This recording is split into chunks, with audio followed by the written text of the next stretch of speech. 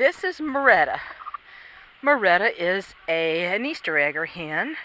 She'll be 7 years old in April. She's one half blue wheaten Americana and one half Easter egger, which makes her an Easter egger. And she is broody for the 4th time in her life. Sure. And so her babies are due Friday. She is on day 18. And I counted day 1 as the day after I actually put the eggs under her, but because it was in the afternoon, I counted the next day as day 1. So they may start popping on day 20, probably early on day 20. We'll see. She's been a really great mom in the past. In fact, she's the one that taught my cat never to mess with a broody hen. Never, never, never, not ever. Don't mess with a broody. She gets out and she drinks and drinks and drinks and drinks, and she might eat a little bit, and that's it.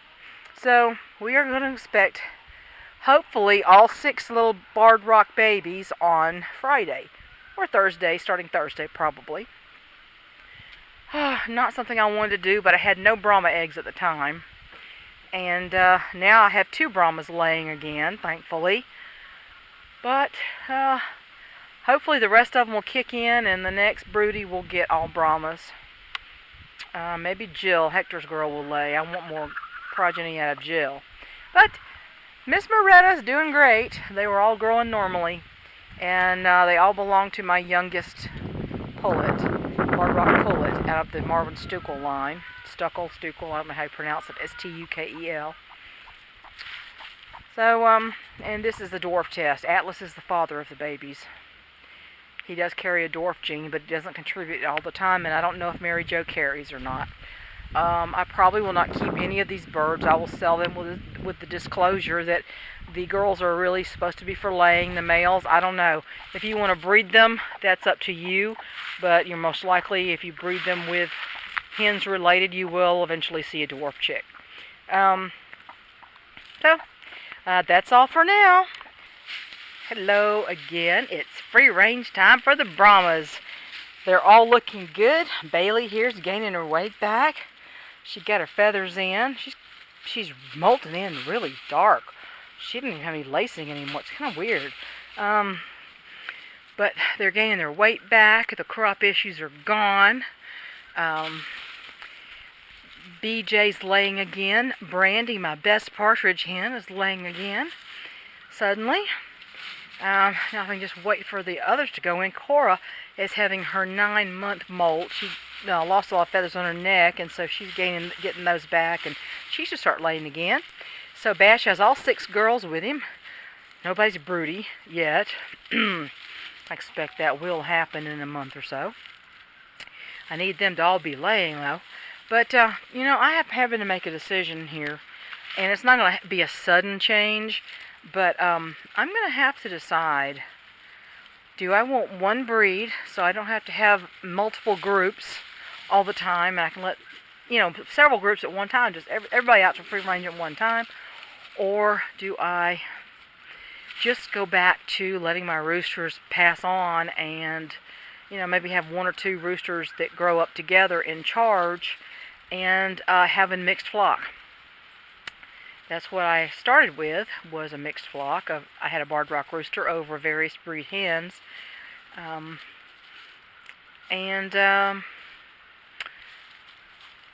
would like a rooster team. I have not had one of those successful yet because every rooster I've had has not tolerated a co-commander.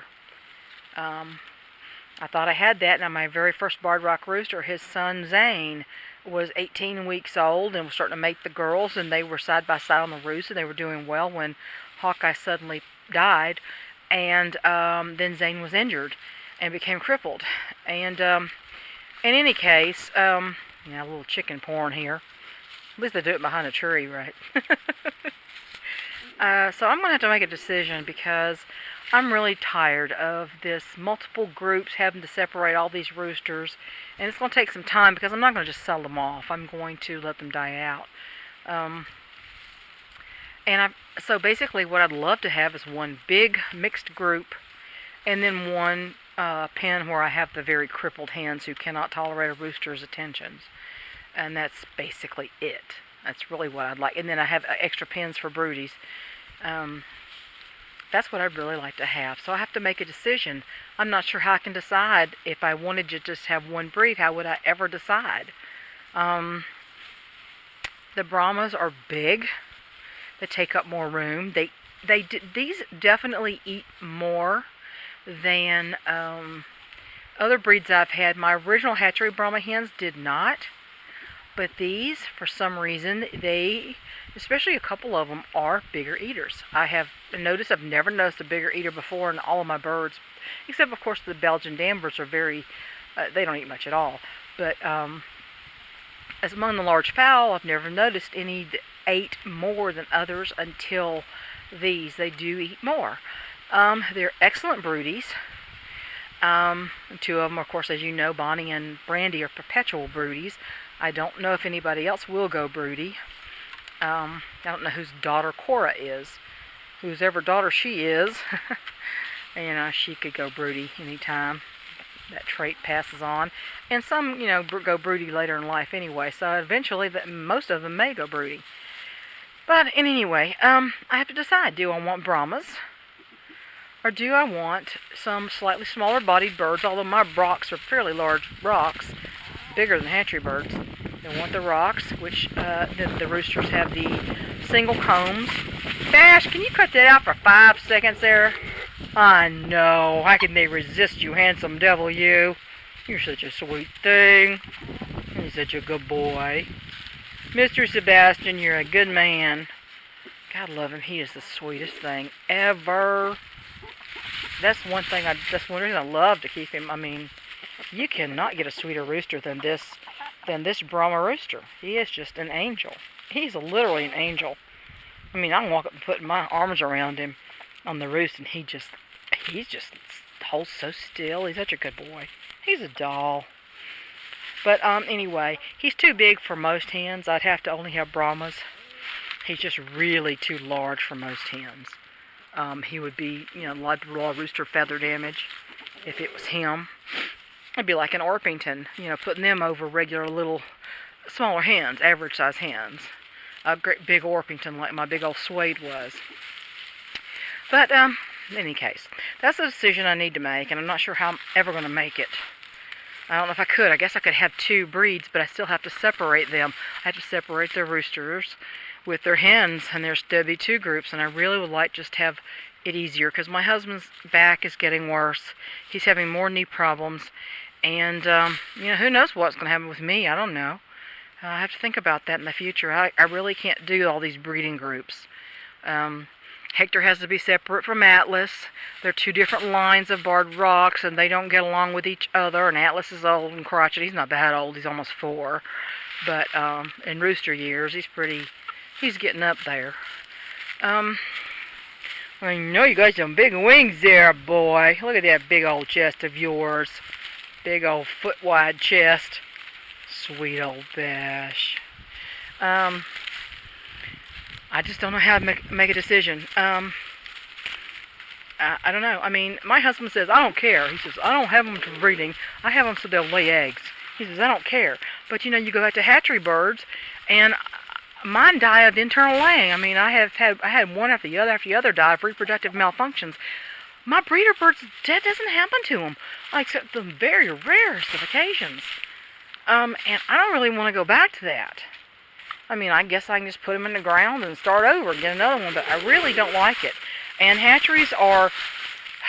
feed stores are starting to get birds, their chicks in, and they're having them vaccinated for Marek's disease. And honestly, I don't want that. No, I don't want that. None of my birds have been vaccinated for Marek's in this entire flock, ever, in a dozen years, and I don't want that. I don't have Marek's on this property. I don't want the Marek's vaccination. I just don't want it. Quick fact for you on Marek's. The Marek's vaccination that you can buy as a consumer is not the same Marek's vaccination that hatcheries administer to newly hatched chicks. That has to be kept at negative 170 to 200. I forget what the number is, below zero. So much below zero storage. And it does not prevent Merrick's. It only prevents the tumors associated with the disease. It does not prevent the disease. Merrick's vaccination does not. And the consumer vaccine is, according to the vet at the University of Kentucky, basically useless. Consumer vaccines really don't do much of anything. He said you might as well just forget it. Don't worry about that. So that's just a little factoid about the Merrick's vaccinations. But I don't have any Merrick's vaccinated birds. I don't have any Merrick's on this property. As far as I know, I've never seen any evidence of it. So, a little tricky getting hatchery birds these days. I'd have to order them, give them my name. I don't ever give my name at feed stores. I only pay, it's a cash-only basis at feed stores. They take names and numbers, and I don't like getting on government lists. And the government list is not for your protection. It's so they know where to come kill your birds in case of an outbreak in a commercial flock. They don't care about your birds.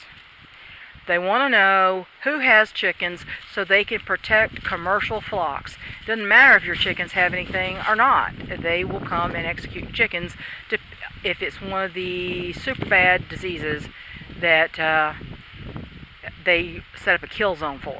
So, anyway, it's tricky getting hatchery stock too, even though I really don't like hatchery stock. I don't like going back to it. If they wouldn't die of reproductive malfunctions all the time, maybe I would.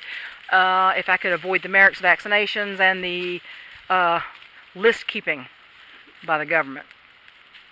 Anyway, so anyway, that's the decision I have to make is big mixed flock. I don't care if the rooster's a little old phantom coaching like my little old late Xander was. He was a heck of a little rooster. The big hens began to respect him, and he was a great lookout, and he didn't take no guff off them big girls either. Oh, let me tell you, he was some kind of little rooster. He was a hatchery coach, and I didn't care because he couldn't breed anybody. It didn't matter. So it's either mixed flock or one breed. So that's my decision I have to make in the future. And it's not going to be an easy one. Right, Sebastian? Because I really love you, buddy. I really love these girls. They are so awesome and so beautiful, aren't you, bud? You're so beautiful. You're such a beautiful boy.